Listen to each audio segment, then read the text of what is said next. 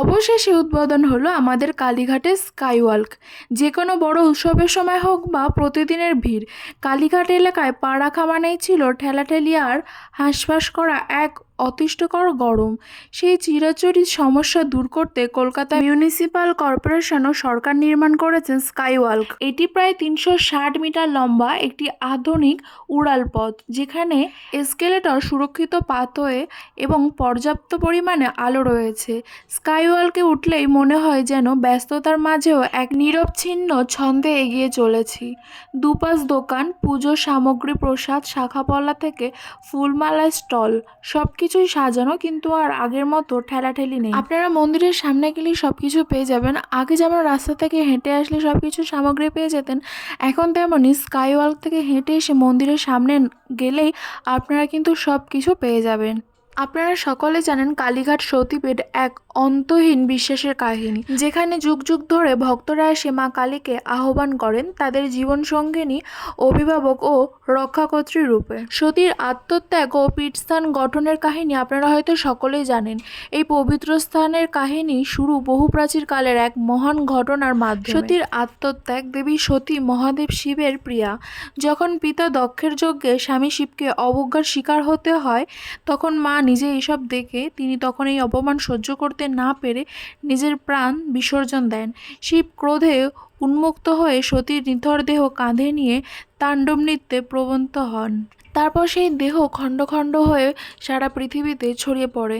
সেই দেহাংশ যেখানে যেখানে পতিত হয়, সেখানে গঠিত হয় এক একটি সতীপীঠ। মায়ের দেহ ঠিক ৫১টি খণ্ডে বিভক্ত হয়ে গেছিল। এই ৫১টি পীঠস্থানের মধ্যে কালীঘাটও হলো খুবই নামকরা এক জাগ্রত মন্দির। কথিত আছে, যেখানে বলা হয় সতীর দক্ষিণ পদাংশ পতিত হয়েছিল এই স্থানে। কালীঘাট মন্দিরে বিরাজমান মা কালী দক্ষিণা কালী নামে পূজিত হন। এই রূপে তিনি আছেন কৃষ্ণবর্ণা ৪টি হাতযুক্ত, যার জিভ বেরিয়ে রয়েছে, যা অপার শক্তি ও অগ্ন্যাশক্তির প্রতীক। দেবীর পদতলে স্থায়িত রয়েছে শিব, যা নির্দেশ করে শক্তি ও সৃষ্টির মধ্যে এক অপরিহার্য সামঞ্জস্য। একবার এক গরিব ব্রাহ্মণ প্রতিদিন মা কালীকে জল ও তুলসী পাতা অর্পণ করতেন। তিনি কিছুই চাইতেন না কোনোদিনও, শুধু প্রার্থনা করতেন মায়ের কৃপা। একদিন মা স্বপ্নে এসে বললেন, তুই যা চাস আমি তোকে তাই দেব।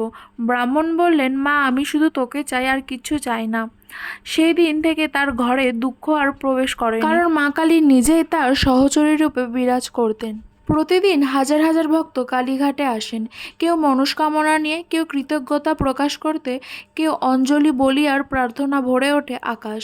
কালীঘাট কেবল একটি ধর্মস্থান নয়, এটি এক চিরন্তন সম্পর্ক মা আর সন্তানের মধ্যে। কালীঘাট মন্দির স্থাপনের এক অজানা গল্প। হিন্দু শাস্ত্র অনুযায়ী পুরাণ বর্ণিত ৫১ সতীপীঠের অন্যতম স্থান হচ্ছে কালীঘাট। জনশ্রুতি অনুযায়ী জানা যায়, বহুকাল আগে আদিগঙ্গার পাশে আত্মারাম নামে এক ব্রাহ্মণ বাস করতেন। হঠাৎ এক সন্ধ্যাবেলায় আদিগঙ্গার তীরে বন্দনাকালী হঠাৎ পুজো করছিলেন। তিনি এক অলৌকিক আলোক দর্শন করেন। আলোক উৎস সন্ধানে আলো অনুসরণ করে আত্মারাম যখন সেই জঙ্গলে প্রবেশ করেন, মা কালীর মুখ ও পদাঙ্গুলি সদৃশ্য পাথর খুঁজে পান।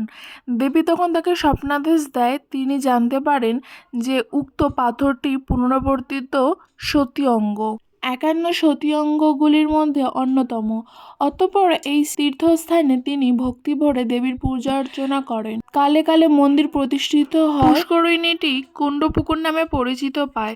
দিকে দিকে মহাসতীর মহাত্মা ছড়িয়ে পড়ে। গড়ে ওঠে মহাতীর্থস্থান কালীঘাট। দিকে দিকে সতীপীঠ মহাত্মা ছড়িয়ে পড়ে।